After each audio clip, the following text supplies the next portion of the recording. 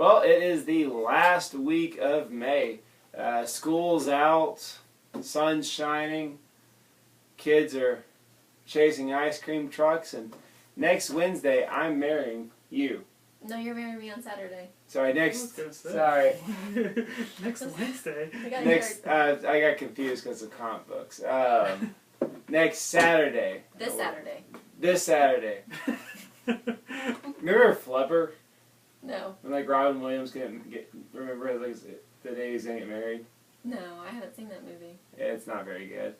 But when are you getting married? We're getting married June 1st. This Saturday. This Saturday. Okay. In El Dorado. So that's what's happening in the real world. And over in the comic book world, not a lot is going on this week. It's a really short week. Some good stuff's coming out, but I don't know if you're a heavy comic book picker-upper. Well, you're going to save a few dollars, possibly this week. I don't know. It's the 5th week, so yeah, that's why things are a little slow. They throw in their random stuff on the 5th week, and also start new series, which Marvel starts a new series, but we'll get into that later. Vertigo starts one, so we'll get into that later. But I guess we should start with the smaller guys. Mm-hmm. So, what's coming up? Well, I'm personally not really familiar with any of these books, so y'all can just let us know in the comments whether or not they're a good series. First off is Clive Barker's New Testament from Boom. It's a #1 issue, so if you're interested in New Testament or Clive Barker, look into it. Mark Miller's writing it, so. There are some Clive Barker. It's not the right Mark Miller though. Which Mark Miller? That's Miller. Yeah. So it's not like. It's not Mark Miller from Kick-Ass, yeah. Because there's an A in his name. Yeah. That's why TJ ordered it. Really? A Mark Miller is writing New Testament from Boom. So That's silly. I know, it's hilarious. It's the first issue of 12. He just told me that today, that's why he ordered it. I didn't even realize. So, can I ask how this works? Is this a book that Clive Barker has written, and they're just adapting it? All I know about that is they tried to call it Next Genesis, and DC stopped them, so now it's Next Generation Testament. So well, it that's says all I know about it. Written by Clive Barker and Mark Miller. Oh, okay. So both of them. I don't know if it's based on one of his books or not, though. Fair enough. Might be. Lots of questions. Maybe you should read it. Yeah, I'm not interested. From the Buffyverse, we have Angel and Faith. Coming out, Season 9, Issue 22. Tobias on the cover. It looks like Tobias is on the cover, yes. It's the second to last storyline for Season 9. Really? Yep. Okay. And then from Dark Horse, we also have King Conan, Issue 1 of 6. So it's kind of a mini-series for Conan the Barbarian, which, you know, personally, I couldn't get into this kind of stuff. Just wasn't... Mostly because you can't say his name right. It's Conan. Conan. He's not Conan O'Brien. He's Conan. Conan. Arnold says Conan, so I say Conan. Makes sense. And finally, from Image, we have Thief of Thieves. This is by Kirkman, I believe. Yeah, that's the Kirkman heist comic. Yeah. So, that's issue 14. One of his 3 Image comics. Yeah, he's doing pretty okay. Well, currently. One of his 3 big ones. Yeah. Invincible, and Walking Dead. And Guardian of the Globe is the other one, I think. That's the 4th one. I don't know anything about that one. It's a spin-off of Invincible. Oh, okay. So that's pretty much it from the smaller publishers. Yeah. Slim pickings for this week, but they may be good comics. Yeah. Angel Face should be really good. Yeah. There you go. I'm sure Conan fans won't be disappointed. King Conan, was that older Conan? It is. Conan the O'Brien. And it's a miniseries, 1 of 6. So the Hour of the Dragon. So is that 10 minutes long? Yeah. Because it's 1 of 6. Yeah. Okay. I got you. All right. I mean, I understand what you're saying. Okay. I'm not sure what that Move on, sweetie. Conan. Alright, well, my comics that I got here from DC, there's not much. There's more than what I'm showing. DC's going to use the 5th week to pull out a lot of annuals. And the annuals I would get this time is Catwoman #1, which I was surprised that Catwoman hadn't already had an annual, but I guess she showed up in Batgirl's annual. Is that correct? Yeah. Okay. So there's Catwoman #1. Dude, hold it up.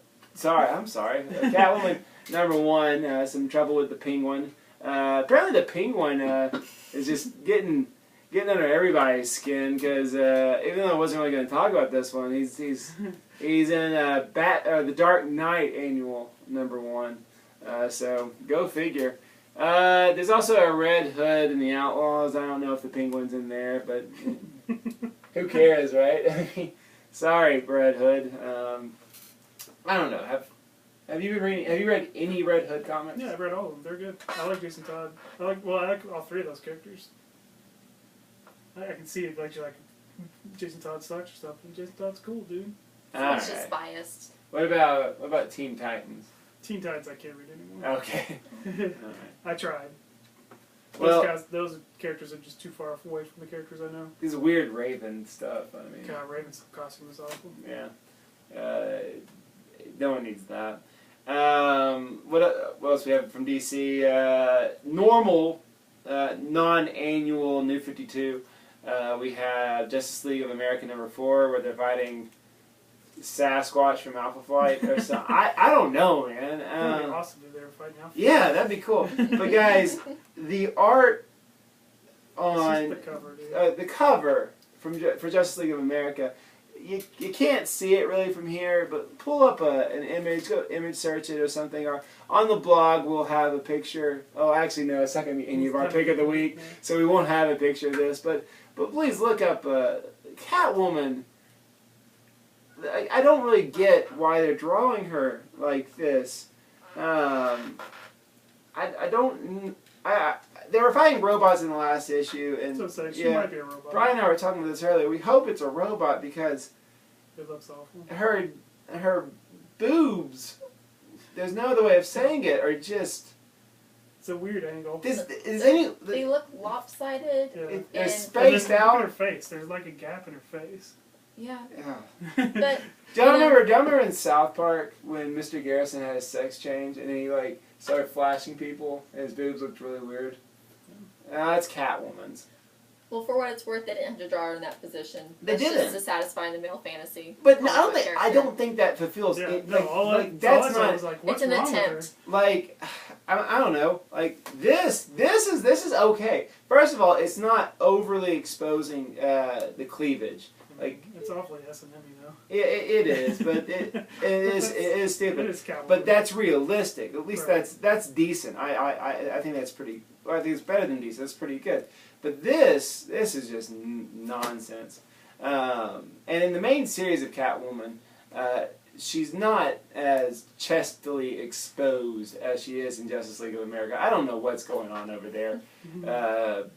My least favorite panel was in Justice League of America #2 when they're all meeting and Vibe meets her and he kind of stammers and she says, "My eyes are up here." She does that cliche line, and I hate to play the person that's getting kind of harassed is the victim or whatever.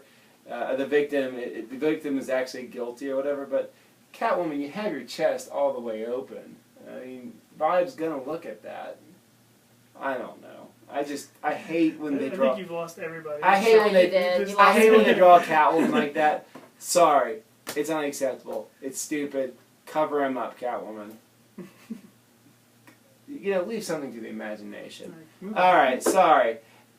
Probably what most people are excited about when it comes to DC and Vertigo is Snyder's and Sean Murphy's The Awake. Sean Murphy coming off of a pretty stellar miniseries last summer with Punk Rock Jesus, and of course Scott Snyder having a bit of an absence from Vertigo for the past couple of months. This is pretty exciting. As a matter of fact, this is his first Vertigo that's not American Vampire. Yeah. Is that correct? I think so, yeah. Yeah. I know he did, it was for Image, but what was it? Severed.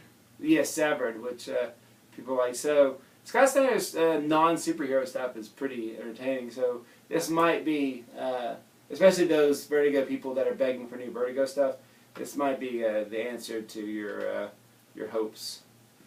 Not paper, though.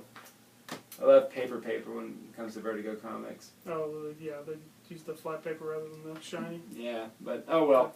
But that's pretty much it from DC. Well, maybe. Ooh. Well, yeah. How's that for a tease? Yeah. What's going on at Marvel? Alright, first up we got some Indestructible Hulk. Yeah. Hulk and Thor. Back in the olden days, Thor's all Walt Simonsoned up and speaking like he's in a Shakespeare show, movie or something. A play, I guess, not a movie. Yeah. Then we got Savage Wolverine. It's the last part of Frank Cho's storyline. It's got some Hulk and Shauna and... I'm sorry. Can I pause you since I can interrupt Savage Wolverine. The Walt He's like Wolverine, but savage. Dude. Simonson. The Walt Simonson Thor. I haven't gotten to the Thor storyline in Indestructible Hulk. I mean, it's really good. The comic Wade's writing is great. Is there anything different with this Thor, or did Walt Simonson just say, "I"? No, it's back. It's back in the past. Okay, cool. So it's classic Thor. Like I said, he talks like he did, when Stan was writing him. Excellent. Okay, great. And he obviously looks like the old Thor because he's drawn him in that old costume. Excellent. Savage Wolverine, whatever. Yeah, sorry. He fights Hulk.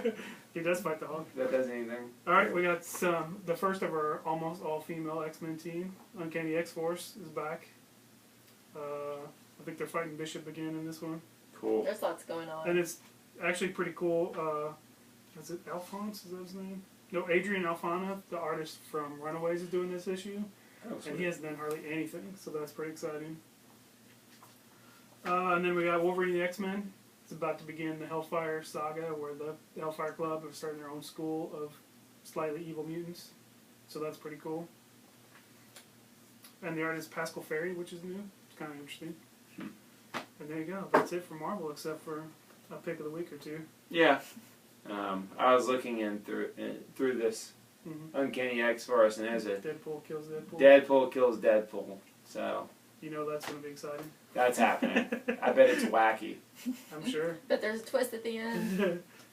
Yeah. No one bought it, but everyone claimed they did. I hate Deadpool. We know. Sorry. Move on. All right. So I guess it's time for pick of the weeks. Well, let's talk a little bit about some trades that are coming out, that came out. Let's address this one because it's awesome. It's an awesome There's series. two actually. We don't have one up here, but the Thor one came out too. Oh, something else was supposed to come out today, but didn't. Oh, that's right. Let me go on my rant. New Avengers was supposed to come out, but Diamond didn't send it to me. So everywhere else in the world gets New Avengers this week. We don't get it till next week because Diamond are incompetent and boobs. Incompetent boobs. Yeah, so it's very annoying. But yes, if you don't shop at Comics, you're lame. But feel free to look for New Avengers because that also came out. The Hickman book. So we'll maybe talk about it next week. Maybe. Let me just say, hey, here's New Avengers. Yeah, it came out. I can't wait to read it. I heard it was good. Or I heard it was complicated and stupid. Either way. So I guess pick of the weeks. You didn't talk about that trade at all. Oh, sorry. What was the other trade that did not come in? Thor. That did not come. Thor came in. We just don't have any. We don't have any stock. Which I haven't read yet, but everyone says is That's awesome. Yeah. Speaking of awesome, Bendis's All New X-Men Volume 2. These are being cranked out pretty quick. You also get the free digital code if you buy it. Good deal. About $20 here. Is that how much it costs? I don't know what's the. It's $24.99 on the. Yeah, so it'll be 25% off. A little bit less than 20 probably. There you go. Great series so far. Not a lot happens in issue to issue, but it is. They fight the Avengers, man. It is entertaining, and you're really close to being caught up if you pick that up. Yeah, So I think there's only 2 or 3 issues. It's not like a DC situation where even though we're on issue 20, like the second, Right. issue 12, and the trade is coming out. So that's pretty good. All right, Mara, what is your pick of the week? I think in a lot of ways, I think it's all of our pick of the week. True, that Very was certain. excited about Without a this. doubt, the first comic book I read when I was opening the comic books up. Yeah. I mean, I've been waiting for this day for months. Yeah, right, because it's 6 weeks later or whatever. Yeah.